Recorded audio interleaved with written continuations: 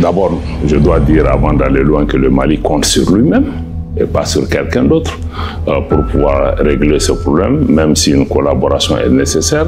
Mais qu'est-ce que vous voulez que l'État malien attende d'un pays voisin comme l'Algérie qui a abattu un drone malien en opération sur le territoire malien et qui ciblait des groupes terroristes violents qui entreprenaient des attaques contre le Mali.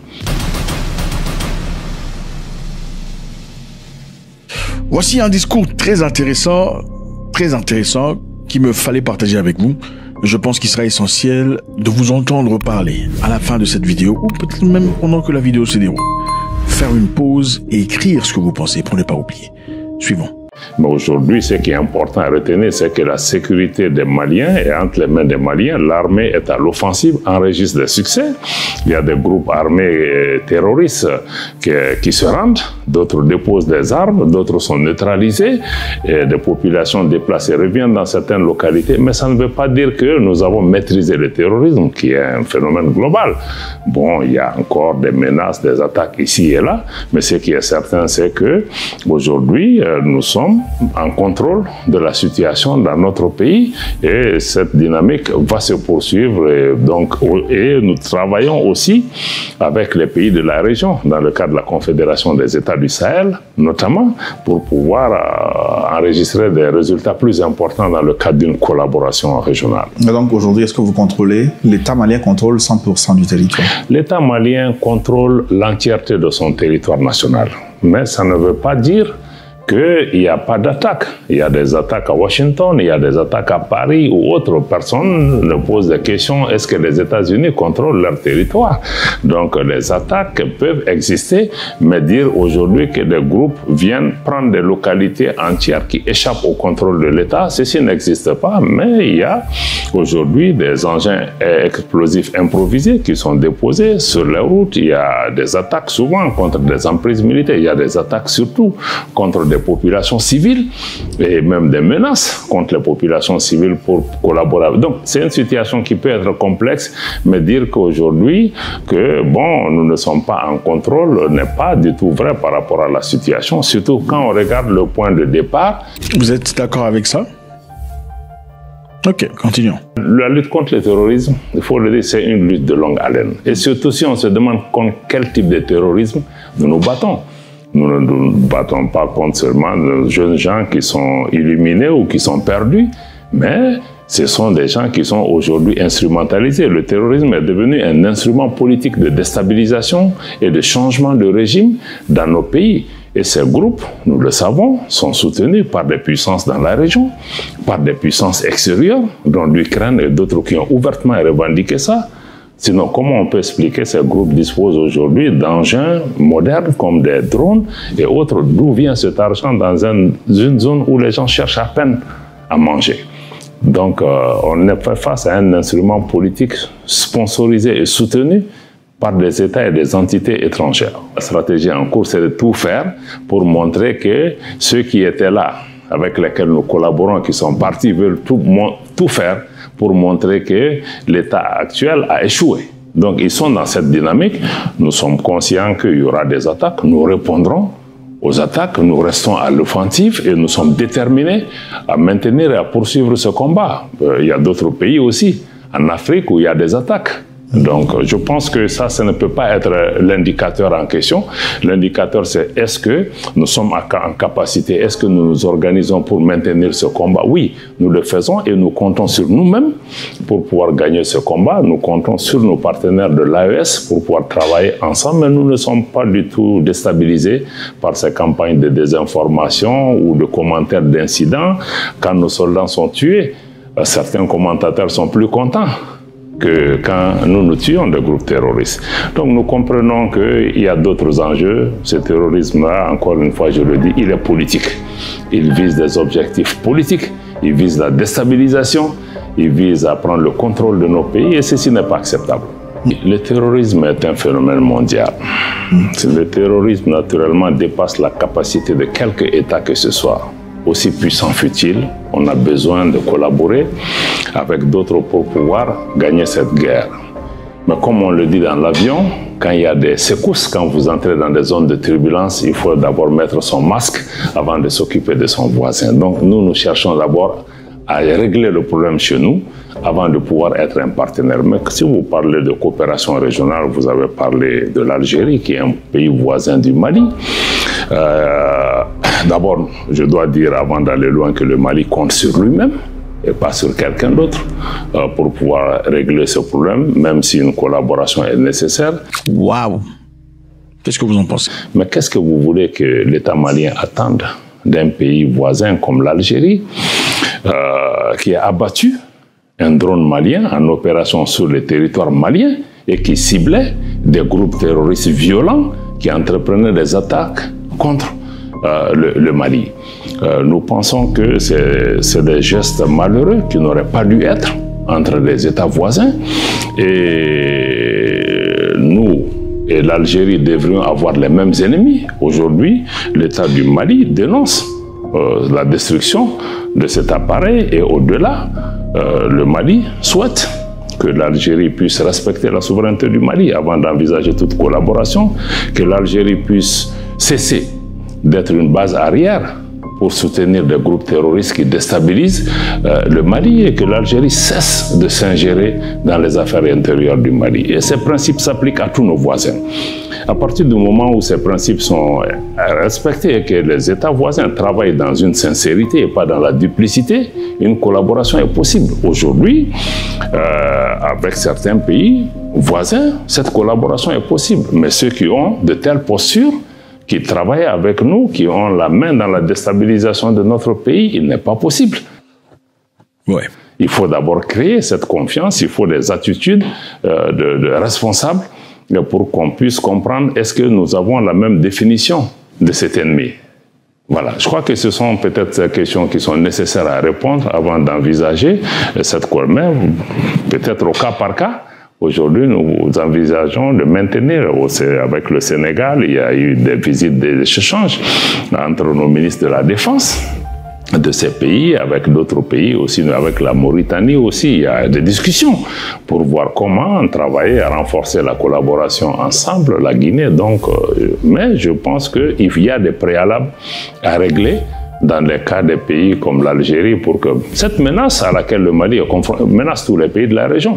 Tous les pays de la région. Donc il faudra créer les cadres nécessaires, créer la confiance requise, y compris avec la CEDEAO aujourd'hui, où la lutte contre le terrorisme avec les pays de la CEDEAO, organisation que nous avons quittée, ne sera possible que s'il y a une confiance qui est recréée avec un certain nombre de pays voisins pour pouvoir travailler ensemble dans le cadre de la lutte contre le terrorisme. Quelle est votre prise par rapport à ça? Suivant. Quand il y a eu l'attaque contre le drone en territoire malien, ce que nous considérons comme une agression, avant de faire le communiqué, le Mali a attendu 72 heures. Nous avons demandé des informations à nos voisins algériens de pouvoir nous donner des preuves que le drone malien a pénétré l'espace algérien, et on n'a pas reçu ces preuves. Dans le communiqué du gouvernement, vous l'avez noté, il est absolument clair.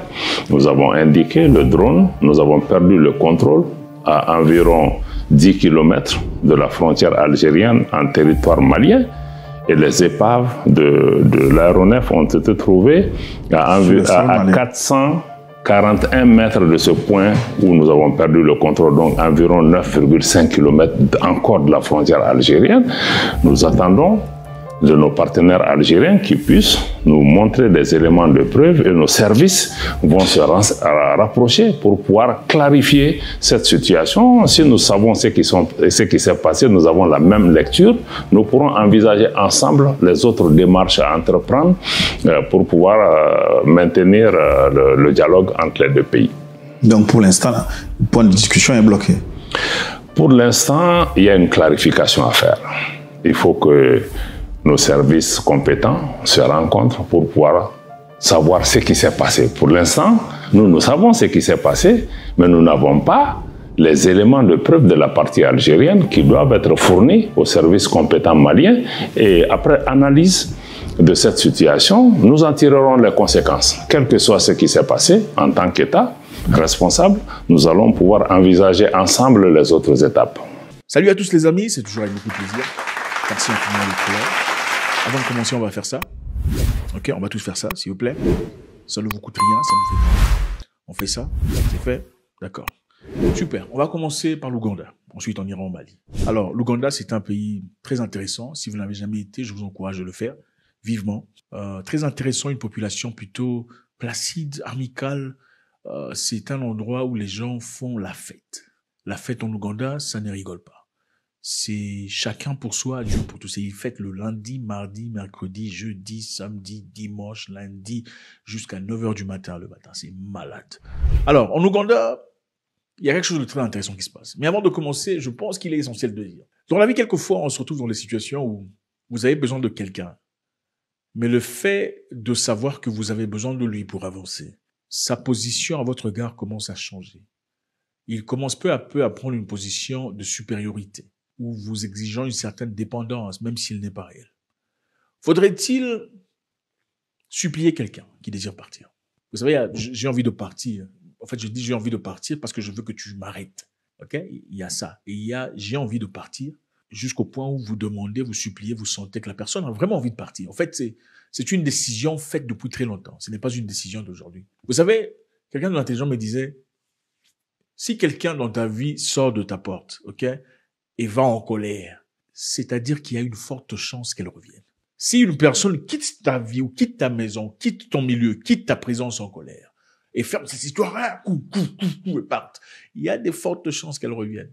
Mais si la personne a pris son temps, doucement, sans crier, sans chialer, sans insulter, elle est en train de plier ses histoires, un à un, doucement, doucement, un à un. Et puis elle te dit au revoir gentiment. Mon cher ou ma chère, les chances que la personne revienne sont très difficiles. Elle est partie pour toujours. Alors, en Ouganda, il y a quelque temps, il y a eu quelques difficultés. En effet, 2 ans après avoir suspendu son financement à l'Ouganda, la Banque mondiale revient sur sa position et lève le gel des prêts accordés à ce pays d'Afrique de l'Est. Pigama Kofi.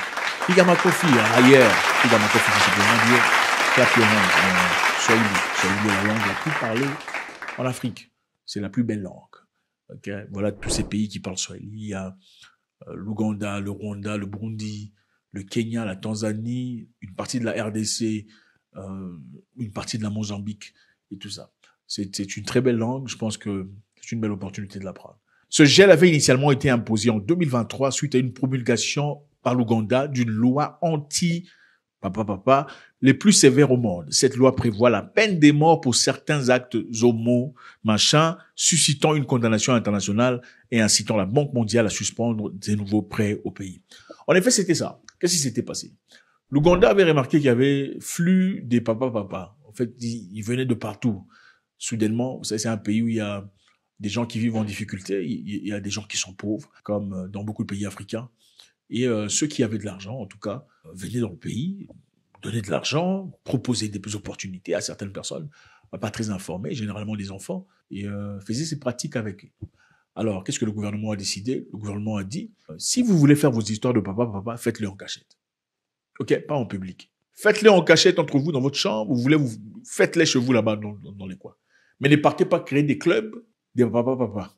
Bon, ça, ce sont les histoires qu'on voit. On peut voir ça en Afrique du Sud, ça existe.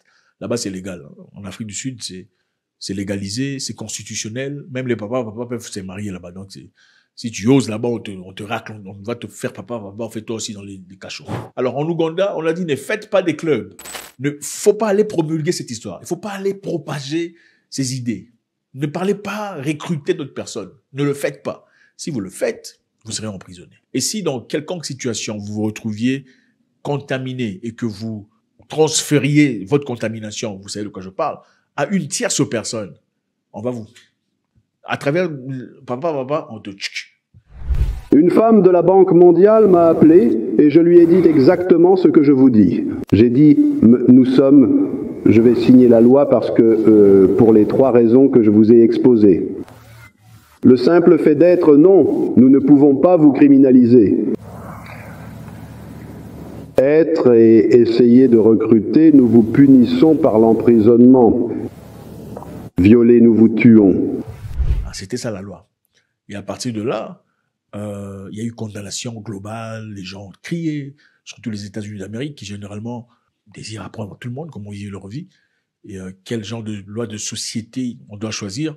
Ils ont dit, OK, on va suspendre l'aide. Quelle aide ils ont suspendu?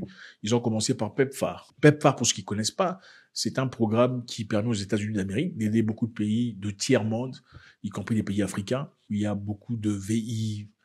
Voilà. Alors, on vous envoie des médicaments pour vous permettre de survivre, des antirétro, machin. Parce que malheureusement, beaucoup de pays africains, aujourd'hui, jusqu'à aujourd'hui, depuis que le sida a été découvert en 1980, n'ont pas procédé à construire des laboratoires pour voir aux besoins de leur population, qui en réalité est majoritaire dans ce cas. Donc les Africains, avec tout l'argent qu'ils reçoivent, ils construisent des maisons, ils construisent des buildings, ils prennent une seconde, troisième, quatrième femme, ils se font ennemis à la population, n'ont pas l'intention ou l'idée ou la présence d'esprit de construire ou de bâtir ou d'investir dans des choses telles que la production des ARV. ARV, c'est quoi en français? Antirétroviral. Alors, qu'est-ce que les Américains ont fait? On dit, OK, désormais, puisque vous ne voulez pas nous écouter, c'est-à-dire autoriser les papas à acter, nous, ce qu'on va faire, c'est quoi? Les États-Unis ont envoyé 300 millions de dollars à l'Ouganda comme aide à ces personnes atteintes de VIH. Ils ont complètement arrêté d'envoyer cet argent. Cela porterait atteinte aux droits humains universels et mettrait en péril les avancées dans la lutte contre le VIH-Sida. Beaucoup de gens se sont posé la question de savoir. Vous avez arrêté d'envoyer de l'argent? Mais on pensait que vous étiez des gens gentils et sympathiques. Et vous aviez un cœur pour ces personnes qui ont du mal à respirer, à vivre. Des gens qui sont atteints des maladies difficiles. Et les 300 millions de dollars, pourquoi vous coupez ça? Hein? On pensait que les 300 millions de dollars, c'était parce que vous étiez des gens généreux. Et ces personnes-là qui sont atteintes de maladies, ont-ils voté cette loi contre les papas? Pourquoi sont-ils victimes? Puisque ils n'ont aucune puissance de vote.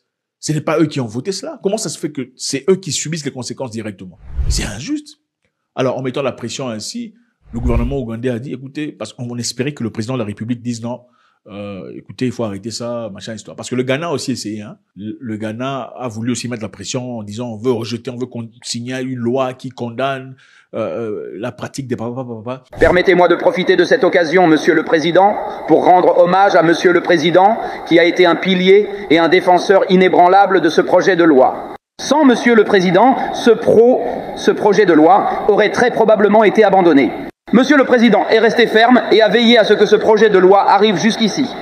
Et je voudrais profiter de cette occasion, avec le soutien de mes collègues parlementaires, puisque nous soutenons tous ce projet de loi, pour avertir les puissances occidentales que nous avons pris acte, sur le plan judiciaire, de ce qu'elles ont fait au président du Parlement de l'Ouganda. Après que l'Ouganda a adopté le projet de loi, les sanctions imposées au président du Parlement ougandais et aux promoteurs de ces lois serviront également d'avertissement. Si elles font de même avec notre président et nos membres du Parlement, nous prendrons aussi des mesures contre leurs intérêts commerciaux dans notre pays. Parce qu'ils exercent dans ce pays, ils gagnent de l'argent et le ramènent chez eux. Ils ne peuvent pas nous prendre en otage. Au Parlement, on a signé. Il fallait que ça passe chez le président pour qu'il signe aussi. Le président n'a pas signé. Pourquoi? Parce qu'on lui avait dit, monsieur, Kamala Harris est parti leur dire, écoutez, si vous osez passer cette loi, vous parlez avec le président de la République, les 3 milliards de dollars que nous sommes censés vous donner, vous ne le recevez pas. Permettez-moi d'être clair sur notre position. Tout d'abord, pour la presse américaine présente ici, vous savez qu'une grande partie de mon parcours a consisté à traiter des questions de droits de l'homme, d'égalité dans tous les domaines, y compris en ce qui concerne la communauté LGBT.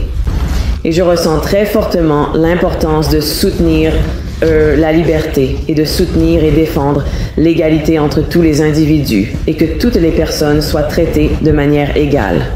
Je dirais aussi que c'est une question que nous considérons et que je considère comme une question de droits de l'homme et cela ne changera pas. Le président de la République a mis le dossier au bureau. 3 semaines plus tard, il dit « Oh non, je n'ai pas encore reçu le dossier ». Les gens ont compris que monsieur le président a refusé de mettre en géopardie ou en difficulté les 3 milliards de dollars. En Ouganda, ce n'était pas le cas. Ils ont dit, écoutez, nous sommes désolés. Le président de la République ougandaise, c'est un militaire. Voilà pourquoi on vous dit que la formation militaire est très importante. Un homme doit être militairement formé. Si dans vos pays, des républiques bananières où on vous autorise même pas de porter des armes, partez dans un pays où les gens se respectent. Il y a des formations militaires, il y a des formations agréées, il y a des formations juste en bas de la formation militaire, il y a des formations des scouts. Ok, on vous forme sur comment survivre, on vous met dans l'eau, vous construisez, comment vous appelez ça? Arche, hein, c'est arche en français. bark, hein, avec des bâtons, des bois. Ça commence à flotter. Vous mettez des, comment vous appelez ça le truc là, conteneur, machin, histoire, qui flotte. Ça flotte. Vous dormez sur l'eau pendant 24 heures. 24 heures sur l'eau dans le noir. Bon, un groupe de personnes, 5-6 personnes, vous avez créé votre histoire, vous avez mis ça sur l'eau, vous dormez sur l'eau pendant 24 heures. Quand vous sortez de là, vous êtes une autre personne. C'est ça, c'est important. Voilà pourquoi l'Afrique, en ce moment-ci, a besoin des gens qui sont forts mentalement. Pas des gens qui ont des gros ventres cherchant comment il faut s'enrichir, comment. Il faut des gens disciplinés. Vous comprenez? Le président ougandais a dit, communauté de mon pays ont choisi. C'est-à-dire les leaders musulmans, les leaders chrétiens, les leaders de communauté ont choisi qu'il n'y ait pas des papas circulant et promulguant cette histoire chez nous. Lorsque vous commettez une homosexualité aggravée, la loi stipule que vous serez passible de la peine de mort. Donc on ne peut pas autoriser ça. Moi, je ne peux pas changer ça. Les Ougandais ont choisi. Qu'est-ce qui s'est passé? Ils ont été frappés. Les aides ont été arrêtées. La promulgation de la loi anti-homosexualité en Ouganda constitue une violation tragique des droits humains, des droits universels. On leur a frappé des sanctions. D'ailleurs, à un moment donné, on a tellement mis la pression en Ouganda, on leur a dit, si vous ne changez pas cette loi, on ne va plus vous subventionner. Nous suivons cela de très près et nous devrions examiner s'il pourrait y avoir des répercussions que nous devrions envisager, peut-être d'un point de vue économique, si cette loi venait effectivement à être adoptée et mise en œuvre.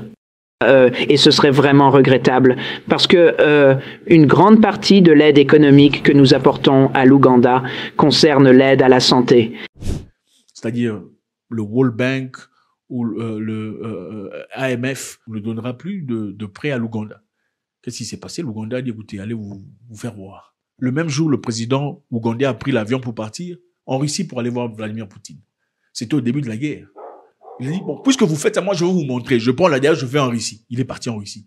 À l'occasion de rien, pour saluer Poutine. Et c'est comme ça. C'est quelqu'un qu'on a bloqué dans son projet de pétrole. Il a forcé son projet de pétrole. Il a commencé un projet de pétrole dans son pays. On a découvert le pétrole. Il voulait exporter le pétrole à travers la Tanzanie. Il voulait quitter de l'Ouganda vers la Tanzanie pour exporter le pétrole dans le marché mondial. C'est un grand et important événement, véritablement historique pour les deux pays et pour l'Afrique de l'Est. Ce pipeline n'est pas seulement destiné au pétrole brut de l'Ouganda. Il peut devenir un pipeline pour toute l'Afrique de l'Est. Qu'est-ce que le Parlement européen a dit? Il a dit non, on ne peut plus faire usage de fossil fuel. Fossil fuel, c'est quoi en français? De l'énergie, machin, pétrole. Je ne sais pas comment vous dites ça en français. Je suis pas français. Qu'est-ce que je m'en fous? C'est-à-dire, vous ne pouvez plus faire usage de tout ce qu'il y a comme pétrole et tout le bazar. Pourtant, eux, se sont développés à travers quoi? L'industrialisation, c'était à travers quoi? Donc, ils ont saisi cette opportunité pour s'enrichir, pour élever leur pays et leur situation sociale. Mais quand les Africains veulent le faire avec les mêmes moyens, qu'est-ce qu'ils disent? Réchauffement climatique. Il ne faut pas exploiter votre pétrole parce que le réchauffement climatique est tout le bazar. On a même accusé l'Ouganda de dire, en essayant d'exploiter le pétrole, en mettant un gazoduc, machin, histoire, qu'est-ce qui se passerait? Vous détruisez la faune et la flore. Ça se passe où? Au Parlement européen. Vous détruisez la faune et la flore. Secondo, vous détruisez les habitations des animaux. Tertio, vous détruisez les habitations des villageois. C'est comme si, vous savez, les gens envoyaient l'argent, combien d'argent pour ces villageois ougandais? Ne tenons pas en compte qu'en mettant ces structures-là de gaz, de pétrole, qu'est-ce qui se passerait? Ça créerait de l'emploi pour les Ougandais villageois. N'est-ce pas? Ça donnerait de l'opportunité, ça enrichirait le pays. Le président ougandais a dit non, gardez votre argent. Oh, j'ai demandé à mes amis de Total, où emmenez-vous donc notre précieux pétrole? Vous savez, un pipeline, pourquoi faire exactement? Ici, en Afrique de l'Est, nous avons de réels et importants besoins énergétiques. Pourquoi ne construisez-vous pas une raffinerie et nous approvisionnons nous-mêmes? Le pipeline, c'était en fait leur option préférée, le pipeline uniquement pour récupérer leur argent rapidement. J'ai dit non, cela n'arrivera jamais en Ouganda tant que je serai là. Alors qu'est-ce qui s'est passé après? Ce n'est qu'après 2 ans que la World Bank revient pour dire écoute, nous sommes là, malgré ces inquiétudes persistantes, nous allons quand même travailler avec vous. Est-ce que l'Ouganda a renversé la vapeur? Est-ce que l'Ouganda a changé la loi? Non. Est-ce que l'Ouganda a dit non, ok, on va rentrer, on va donner le derrière? Non. C'est ça le respect. Il faut se respecter. À un moment donné, il faut accepter d'aller jusqu'à la fin. Le président ougandais a dit, je m'en fous. D'ailleurs, nous ne sommes pas pauvres, nous ne mourrons pas, gardez ce que vous avez chez nous, on va pas mourir de faim. C'est comme ça qu'on fait dans la vie. Pour l'Union européenne, vous savez, j'ai passé de nombreuses années à étudier l'anglais, 12 ans. Je pense que l'un des mots que j'ai appris au cours de ces années est insupportable. Certaines de ces personnes sont insupportables. Il faut se contrôler pour ne pas exploser. Tellement superficiels, tellement égoïstes, tellement dans l'erreur, ils pensent tout savoir, diffusent leur ignorance partout. Mais ils devraient se calmer, car ce n'est pas le bon terrain de bataille pour eux. Nous n'aimons pas l'arrogance. C'est pour cela que nous avons passé tant d'années à régler des problèmes avec des gens arrogants. Et j'espère que nos partenaires se joindront à nous fermement et conseilleront cela. Que, quand vous avez ce Parlement, ce ne sont que de jeunes filles, membres du Parlement, Vous allez me faire la leçon sur ce qu'il faut faire en Ouganda. Toi, jeune fille, je les ai rencontrées, ces jeunes filles, quand je suis allé là-bas. Je pense que quelqu'un devrait conseiller ces jeunes gens. Se faire respecter est très important. Il ne faut pas toujours faire preuve de faiblesse. C'est pas possible. Quand tu es en pouvoir et en force, il faut investir dans la résistance. Quand tu es en position de force, tu gagnes un peu d'argent, il faut investir dans diversité, dans diverses situations, dans divers plans. L'objectif, c'est quoi? Ce n'est pas d'être bloqué quelque part. C'est même si ici on se fâche contre toi, tu as ici, tu as là-bas, tu as là-bas, tu as là-bas. Tu peux survivre. Et c'est ce que eux, les Ougandais, ont fait. Alors, les gens de droits de l'homme ont dit, malgré les inquiétudes persistantes des défenseurs de droits humains, la Banque mondiale se dit désormais prête à reprendre ses financements. Dans un communiqué, elle a indiqué avoir élaboré des mesures d'atténuation visant à garantir que ces projets ne portent pas préjudice aux personnes, ni les discriminent. C'est-à-dire, OK, on a accepté, pour se justifier, nous avons vérifié que notre argent ne servira pas de moyen ou de tremplin pour oppresser les papas. Mais vous avez dit, si vous ne changez pas la loi, vous ne recevrez plus. Vous avez changé encore vos propres idées. C'est comme ça qu'on est.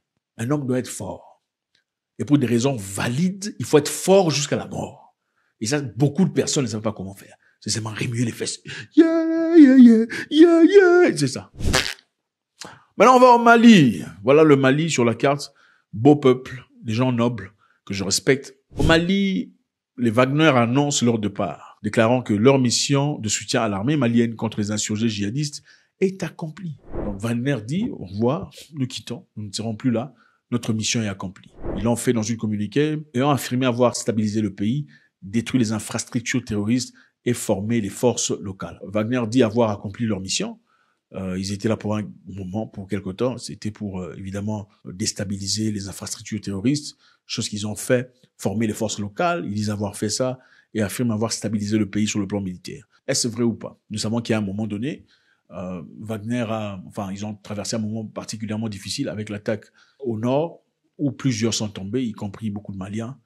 Cette attaque était revendiquée par l'Ukraine. Le fait que les rebelles aient reçu les informations nécessaires qui leur ont permis de mener une opération réussie contre les criminels de guerre russes, le monde entier l'a déjà vu. En principe, cela peut être commenté. Nous ne divulguerons certainement aucun détail, mais disons qu'il y aura une suite. Il s'agit d'informations sensibles. Par conséquent, tout ce que fait l'Ukraine se déroule dans les limites et dans le cadre du droit international, en tenant compte de toutes les procédures nécessaires. Il y a des choses qui étaient complètement incohérentes et malheureusement, pas nombreux pays africains ont condamné ça. Et ça, c'était triste de voir que les Africains sont en incapacité de se soutenir. En Europe, même si on ne s'entend pas toujours, si une tierce personne ou un peuple, une nation venue d'ailleurs, venait agresser un pays européen, ne vous en faites pas, ils réagiraient. Mais les Africains, comme ils sont des poltrons, la même chose qu'ils ont fait avec Kadhafi quand on est venu bombarder. Ils étaient là en train de regarder au lieu d'ouvrir leur bouche. Là, chacun dans son coin. C'est toujours comme ça. Moi, je ne fais pas confiance. Prochainement, je vous dirai les vérités qui vont vous bousculer, vous choquer. Parce que généralement, ce sont les mêmes gens qui vous ressemblent qui fuient. Quand ça pète, ils fuient. Ou bien ils commencent à vous pointer du doigt. Non, ce n'était pas moi, c'était lui. C'est comme ça. Lumumba, on connaît. Il en a payé le prix fort. Il est mort malheureusement pour rien, ce monsieur-là. Avec tout le respect possible. Il aurait dû rester avec sa femme et ses enfants et progresser leur vie. Je pense. Moi, je pense. Écoutez, beaucoup de personnes estiment que l'évolution de la situation géopolitique pourrait être la raison pour laquelle Wagner quitte. Donc, Wagner quitte, mais ils sont remplacés par Africa Corps, qui est presque égal à ce que les Américains ont en Afrique, parce que les Américains s'appellent AFRICOM, donc c'est USA African Command. La Russie a Africa Corp. Alors la différence entre Wagner et Africa Corp, c'est Wagner c'est considéré comme une entité privée, mais Africa Corp est contrôlé par la force de défense russe. Okay? C'est contrôlé par une hiérarchie reconnue régionale. Et ils ont une certaine forme de positivité par rapport à ce que Wagner aurait comme réputation. C'est un changement stratégique. Jusque-là, le gouvernement malien n'a pas encore fait de commentaires, mais je pense que le temps nous dira qu'est-ce qui va se passer, qu'est-ce qu'il y a comme profondeur. C'est donc ça, les amis. L'Ouganda a repris les ailes du guerrier et World Bank revient en rampant. Pourquoi? Parce qu'ils réalisent qu'ils sont en train de perdre de l'argent. Vous savez, World Bank et les autres institutions, c'est font de l'argent à travers les prêts. Il est donc très important pour eux de prêter pour gagner en bénéfice. Parce qu'il y a l'interest rate. C'est quoi en français? Le pourcentage d'intérêt, je sais pas, les financiers sont là. Moi, je connais ça en anglais. Interest rate. Bien que ça soit low, en bas, les bénéfices sont larges parce que l'argent qu'on donne. Si cette décision est prise, cela signifiera rien de moins que l'implication directe des pays autochtones, des États-Unis et des pays européens dans la guerre en Ukraine. Ce sera leur participation directe, et ce bien sûr changera considérablement l'essence même, la nature même du conflit. Cela signifiera que les pays de l'OTAN, les États-Unis et les pays européens seront en guerre avec la Russie. Et si tel est le cas, cela signifie que l'essence du conflit a changé. Nous prendrons les décisions appropriées en fonction des menaces auxquelles nous sommes confrontés. Poutine prévient que l'utilisation des armes à longue portée par l'Ukraine mettra l'OTAN en guerre directe contre la Russie.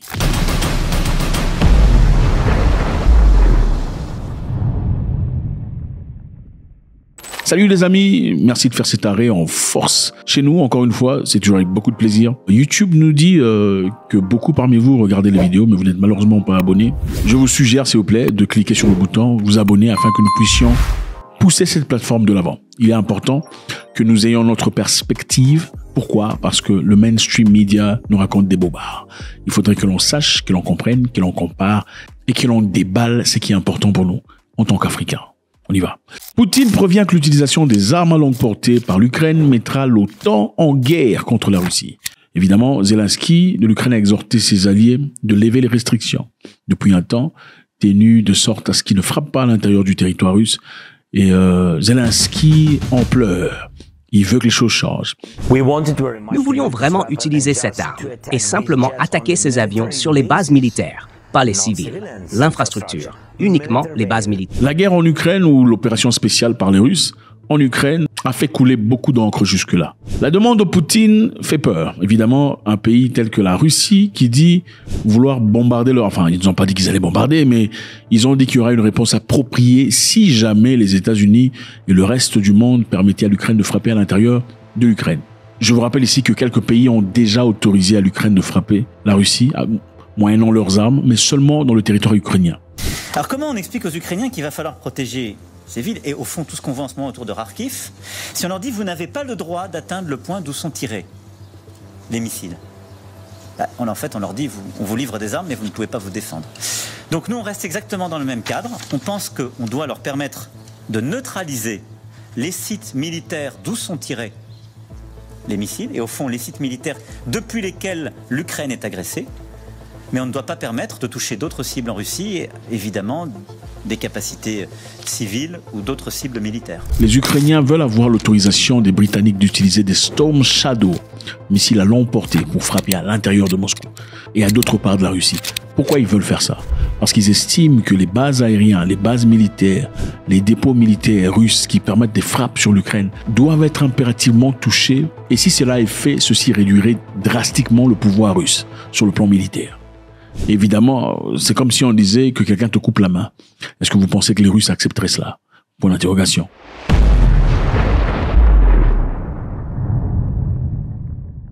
Poutine prévient parce qu'il sait, avec le temps, avec son calme, avec sa patience, le zèle des dirigeants occidentaux est en train de monter. Voilà pourquoi ils sont partis en réunion récemment, pour essayer de voir finalement s'ils pouvaient octroyer cette autorisation à l'Ukraine de frapper à l'intérieur de la Russie. Donc, le calme, la tempérance, la maîtrise qu'a Vladimir Poutine jusque-là à l'égard, en tout cas, des répliques et des frappes dures et dévastateurs en Ukraine sont graduellement en train de donner du zèle à ces présidents occidentaux qui pensent peu à peu que M. Poutine en réalité est en incapacité de frapper comme il le prétend, après qu'une personne ait franchi sa ligne rouge. Alors Vladimir Poutine a trouvé qu'il était important, puisque le président Biden et son homologue britannique s'étaient réunis pour cette histoire. Il était important que Vladimir Poutine frappe la porte de force, disant « Si jamais vous donnez l'autorisation à ces gens de frapper dans la Russie, nous considérons que l'OTAN est en guerre contre la Russie.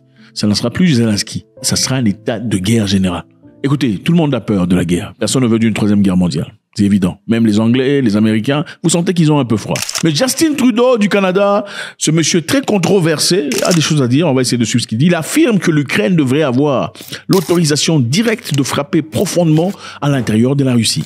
Malgré les menaces stériles, les menaces frigides de Moscou, par lesquelles cela entraînerait le Canada et les alliés dans une guerre directe.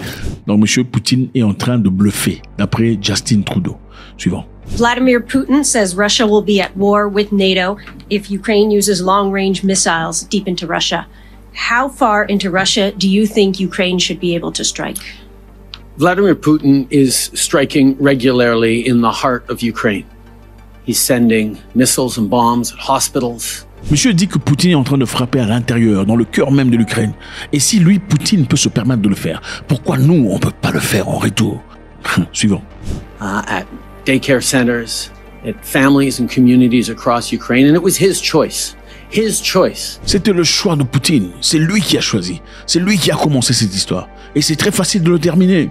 Donc moi, Trudeau, j'ai des choses à dire. Puisqu'il est important que je dise les choses pour lesquelles j'ai des choses à dire, il est essentiel que vous m'écoutiez. Enfin bref, c'est pour dire que mes mots, je ne les pèse pas, mais en réalité, on peut aller en guerre contre M. Poutine, même si les résultats, évidemment, ça impliquera tout le monde, et même ceux qui sont pas en politique, les vieillards, les enfants, tout le bazar. Personne ne surmontera Satan 2 ou Sarmat, enfin bref, mais je m'en fous, je suis Trudeau, j'ai un nouveau coiffeur, et j'ai des choses à dire. To invade a neighboring sovereign nation. His choice to start this conflict, and it could be his choice to end it tomorrow. All he has to do is pull back his troops into Russian territory. But he won't do that. He is not just trying to remove any choice that Ukrainians have around where they want their future to go, remove their independence, remove their sovereignty. He's trying to deeply destabilize the international rules-based order. He's trying to deeply destabilize the international rule order. C'est en anglais, je ne saurais pas mettre ça en français, excusez-moi. C'est pour dire, il est en train d'essayer de déstabiliser la loi établie du monde, en d'autres termes. L'ordre du monde, la loi du monde. Donc, il y a une loi qui est préétablie par eux, quelque part. Vous voulez que je répète? On répète un peu la vidéo. On va répéter. He's trying to deeply destabilize the international rules-based order. He's trying to destabilize the international space rule order. Donc, il y a l'ordre mondial qui existe. OK? Et cet ordre ne doit pas être bougé. Ce n'est pas seulement pour les Ukrainiens, les amis. Ce n'est surtout pas pour les Ukrainiens. La guerre en Ukraine est en train d'être faite parce que d'après eux, M. Poutine est en train de déstabiliser l'ordre mondial. Et ça ne se fait pas, ils ne peuvent pas accepter ça. Parce que c'est leur façon à eux d'exister.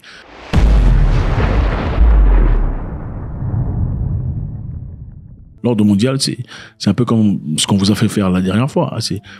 Il y a certaines personnes quelque part qui décident pour tout le monde. C'est eux qui disent, voilà, il y aura guerre ou pas.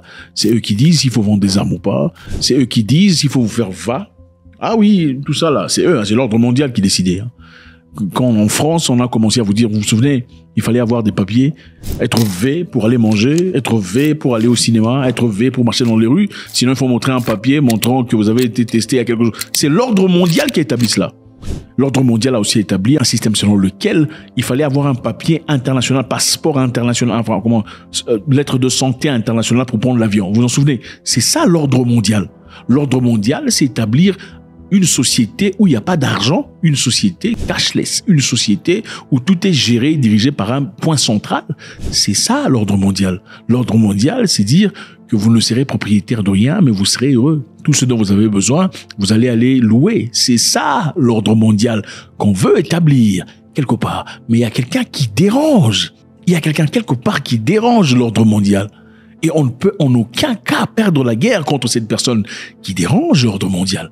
L'ordre mondial, c'est dire à l'Ouganda qu'il faut accepter papa, sinon vous n'êtes pas démocratique, vous ne recevrez rien de la Banque mondiale, rien de l'FMI, on va vous ostraciser. C'est ça l'ordre mondial. On ne vous laisse pas l'opportunité de décider, de réfléchir, de vivre votre vie selon votre tradition, votre culture, parce que nous établissons la culture et la tradition que tout le monde doit respecter. C'est ça l'ordre mondial. Suivant. That protects us all. Not just in every democracy around the world, but in all countries around the world. L'ordre mondial qui nous protège tous dans le monde. L'ordre mondial nous protège. Any country with a neighbor with a slightly larger army should be worried if it suddenly becomes allowed to invade and redraw lines on the map. And that's why Canada and others are unequivocal that Ukraine must win this war against Russia. L'Ukraine doit gagner cette guerre contre la Russie. C'est pas qu'il faut retrouver la paix. Est-ce qu'il a dit qu'il faut retrouver la paix? Non, ce n'est pas ça. A-t-il dit cherchons un moyen de les asseoir pour trouver la paix? Non, il n'a pas dit ça. Il a dit l'Ukraine doit gagner cette guerre. Il y a une mission bien accomplie, les amis. Une mission bien claire. Parce que quelqu'un dérange l'ordre mondial. Quelqu'un dérange quelque chose quelque part. Alors il faut qu'il gagne la guerre. Contrairement à ce que Trump disait. Qu'est-ce que Trump disait? Trump a dit il veut que les gens arrêtent de mourir. Quand on a posé la question à Trump, savoir tu veux que l'Ukraine gagne ou la Russie? Il a dit je veux que les gens arrêtent de mourir. Can you say if you want Ukraine or Russia to win this war? I want everybody to stop dying. They're dying. Russians and Ukrainians. I want them to stop dying. And I'll have that done. I'll have that done in 24 hours. I'll have it done. Vous comprenez maintenant la raison pour laquelle on ne veut pas de Trump. On ne veut pas de lui. Voilà pourquoi certaines personnes pensent que certaines entités, quelque part en Europe, ont engagé des gens pour finir Trump. C'est la deuxième fois, deuxième tentative. Deuxième fois qu'on essaie d'éliminer un président américain ouvertement dans l'histoire des États-Unis. Parce que son narratif est différent. Il dit il faut qu'on arrête la guerre. Il faut que les gens arrêtent de mourir. Lui dit non. L'Ukraine doit impérativement gagner parce qu'il y a quelqu'un quelque part qui dérange l'ordre mondial. Suivant. And we will continue to be there to support Ukraine. And yes, Canada fully supports Ukraine using long-range weaponry to prevent and interdict Russia's continued ability to degrade Ukrainian civilian infrastructure and mostly to kill innocent civilians in their unjust war. Eh ben c'est ça. Écoute, moi je soutiens cette guerre pour que l'Ukraine continue. Il faut donner les armes de l'emporter, les Shadow Storm et tout le bazar pour qu'ils frappent à l'intérieur de la Russie. Et si les Russes ils veulent faire ce qu'ils veulent faire, on va commencer une guerre mondiale, c'est pas grave. Et en établissant une guerre mondiale, écoutez les amis, ça va recommencer beaucoup de choses. L'économie globale sera reset, c'est-à-dire recommencer. C'est comme si vous éteignez le téléphone, vous l'allumez encore. Ça permettra encore de continuer à voler, s'enrichir et tout le bazar.